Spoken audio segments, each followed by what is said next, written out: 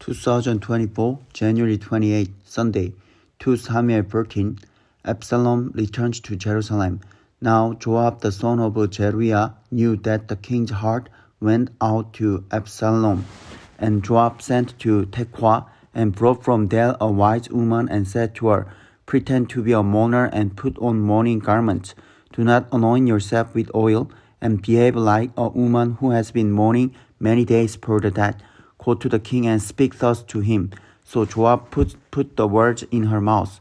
When the woman of Tekoa came to the king, she fell on her face to the ground and paid homage and said, "Save me, O king." And the king said to her, "What is your trouble?" She answered, "Alas, I am a widow. My husband is dead, and your servant had 2 sons, and they quarreled with one another in the field. There was no one to separate them, and one struck the other and killed him. And now the whole clan has risen against your servant, and they say, 'Give up the man who struck his brother, that we may put him to death for the life of his brother whom he killed.' And so they would destroy the heir also. Thus they would quench my coal that is left and leave to my husband neither name nor remnant on the face of the earth." Then the king said to the woman, "Go to your house, and I will give orders concerning you." And the woman of Tekoa said to the king, "On me be the guilt, my lord the king, and on my father's house let the king and his throne be guiltless." The king said, "If anyone says anything to you, bring him to me, and he shall never touch you again." Then she said, "Please let the king invoke the Lord your God, that the avenger of blood kill no more, and my son be not destroyed." He said, "As the Lord lives, not one hair of your son shall fall to the ground." Then the woman said, "Please let your servant speak a word to my lord the king." He said, "Speak." And the woman said, "Why then have you planned such a thing against the people of God? For in giving this decision, the king convicts himself. Inasmuch as the king does not bring his banished one home again, we must all die. We are like water spilled on the ground, which cannot be gathered up again. But God will not take away life, and he devised means so that the banished one will not remain an outcast. Now I have come to say this to my lord the king, because the people have made me afraid. And your servant thought, I will speak to the king. It may be that the king will perform the request of his servant.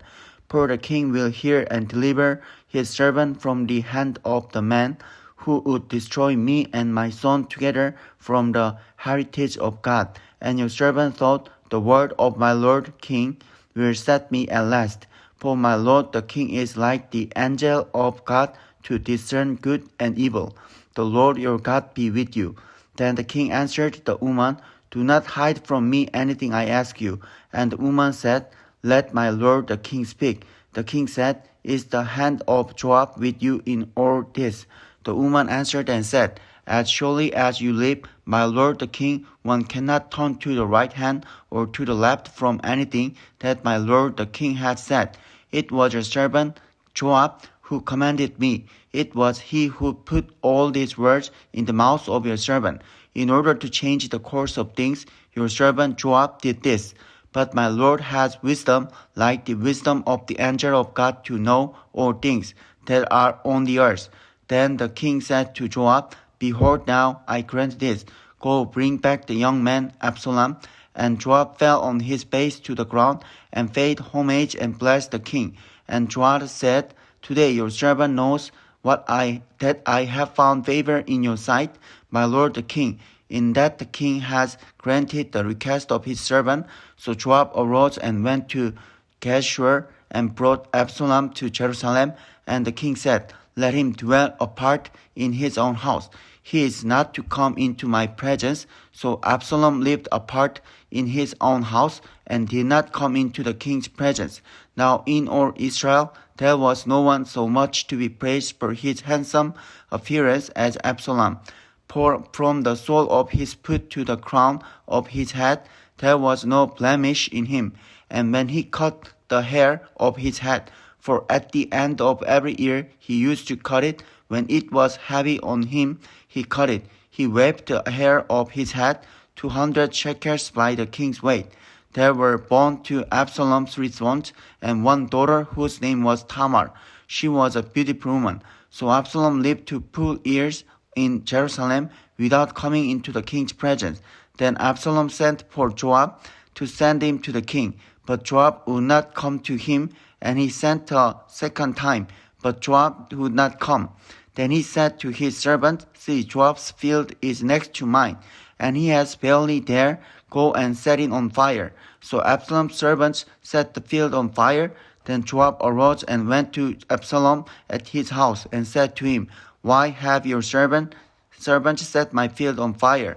Absalom answered Joab, Behold, I sent word to you, Come here, that I may send you to the king to ask, Why have I come from Geshur?